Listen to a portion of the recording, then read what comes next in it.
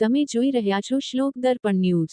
રાજકોટ, સુરત, વડોદરા સહિત અનેક જગ્યાએ એબીવીપી દ્વારા એસસીના વિદ્યાર્થીઓને સ્કોલરશીપ ન મળતા વિરોધ નોંધવામાં આવી રહ્યો છે।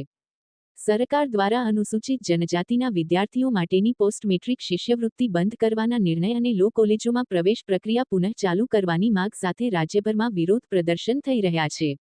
રાજકોટ, સુરત, વડોદરા સહિત અનેક જગ્યાએ એબીવીપી દ્વારા એસસીના વિદ્યાર્થીઓને સ્કોલરશીપ ન મળતા વિરોધ નોંધવામાં આવી રહ્યો છે। ભાજપની વિદ્યાર્થી પાંખ દ્વારા રોડ રસ્તા ચક્કાજામ કરી, પૂતળું બાળી, સૂત્રોચ્ચાર કરી સરકારનો વિરોધ નોંધાવવામાં આવી રહ્યો છે।